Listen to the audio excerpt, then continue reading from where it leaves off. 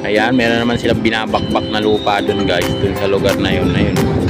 Medyo malayo na kasi dito sa atin eh. Ayan.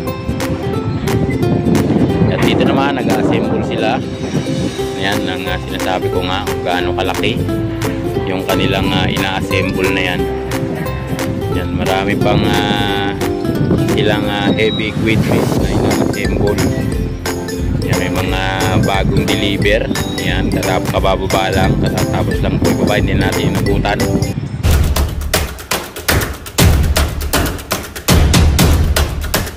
Guys, magandang hapon, araw sa inyong lahat.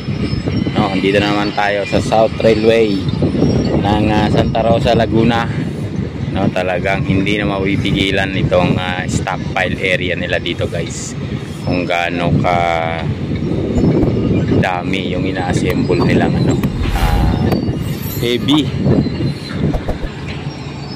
na equipment para dun sa gantry crane nila guys. Yun, hanggang doon po yan guys. Meron na naman silang nilinis doon banda, yun banda doon guys, no?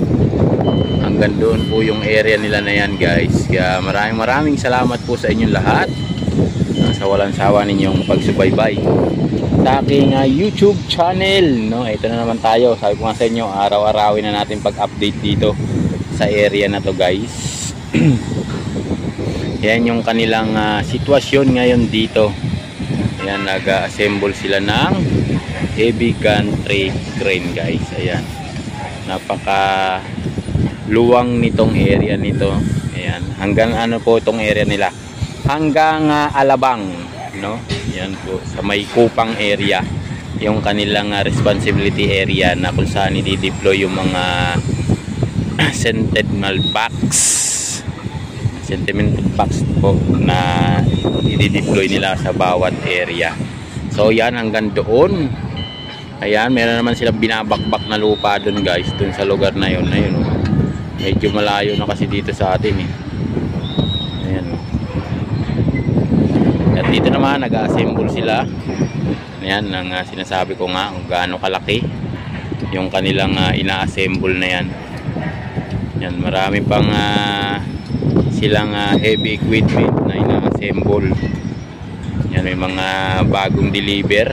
Ayan, kabababa lang, tapos lang po ibaba, hindi natin inabutan. Doon siya galing sa dulo. Ay, mapansin nyo hanggang doon sa may dulo, sa may silo. Ayun, doon siya nagbaba ng materials, ng materials doon sa area na yan, yung mahaba na yan guys. Ayan, no? Yan yung ikakabit nila yan dyan. Yan nakatayo mga poste na yan, roof, no? Pinaka roof yan sa taas. Ayan. Maraming salamat po sa inyong lahat, no? At doon naman sa banda ron, meron na naman silang pinapatag na lupa hanggang doon guys. Yan, oh, yun sa may puno ng mangga na yun malaki. Zoom lang natin konti. Ayan, meron pa silang pinapatag doon sa lugar na yan. Yan po yung opisina ng Hyundai, yung mahaba na yan guys. Hanggang doon yan sa may highway. Yan ang opisina nila na yan. Yan yung mga kalat-kalat pang mga beam na kailangan doon sa gantry crane na ina-assemble nila. Meron pa doon mga gamit nila para mapatuloy yung assemble. Yan, tapos yung opisina nila kagabi, ayan, binuhusan yung ground floor. Ngayon may bubong na. Ang bilis nilang talaga penetrate, no, dito sa area na to. Kaya maraming salamat po sa inyong lahat sa walang sawa ninyong pagsubaybay sa aking YouTube channel. Thank you 5. Alam ko sakop to ng CP-04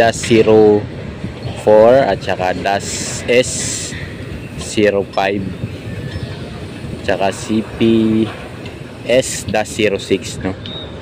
Yan po yung kanilang sakop. So from Calamba hanggang Kupang, Alabang, yung kanilang sa may Concepcion, yung area ng guys, malapit lang. So by next week, no, bibisitahin naman natin yung doon, station ng PNR guys. Kaya sunod-sunod na to, no, sunod-sunod na tong update na nito. Everyday mag-update na tayo regarding dito sa PNR. Kaya lubos sa aking pasasalamat sa inyong lahat, no, at sa mga bagong subscriber natin, maraming salamat po, at sa mga new turn subscriber, maraming salamat po sa inyong lahat, no, sa inyong pagbabalik na muling mapanood yung aking video regarding dito sa mga government project. Kaya maraming salamat po. So yan, no, dami nilang nag-assemble dyan. Ayan guys, so, dito pa sa kabila, ayan, harap lang, ayan naman, no, boom truck naman. Dito naman solo ano yan, Sumleon crane, yan yung malaki na yan. Ayan, napakalaking ano yan guys, heavy duty. Yan yung kanyang pinaka boom. Doon din, meron din doon na ginagawa, no, hindi natin alam, may bubong na rin. Ayun, no, doon guys, zoom lang natin konti. Ayan, no, bububungan na din, may mga poste na rin. Ayan, no, hindi natin alam kung ano yan. So i-update natin yung mga yan sa ating mga viewers. Yung mga nakatambak nila doon, heavy equipment truck, bako, boom truck, ayan, hanggang doon ang mga nakatambak. Ang dami niyan guys. Yung iba na i-deploy na na-i-deliver na kung saan mga area na inuumpisahan nila. So siguro Sunday, no, babakbak tayo puntang Calamba, kasi inuumpisahan na rin doon yung station. So sunod-sunod din natin yan, mga station mula Calamba papuntang Santa Rosa, Laguna, Binyan, hanggang Alabang. Yan, dyan sa may Kupang guys. So at sana ay subaybayan nyo yung aking YouTube channel. At maraming salamat po sa inyong lahat, no.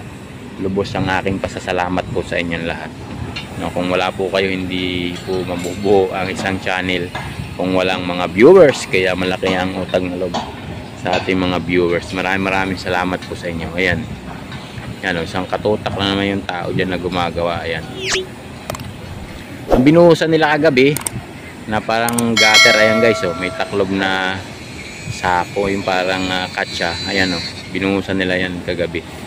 So, hindi pa nababaklas yan guys, may mga tukod pa. Yan, so may release yan guys, kagaya nito. Ayan, oh, may release. So hindi natin alam kung ano yung itutungtong dyan. Ayan, oh, may release yan hanggang doon.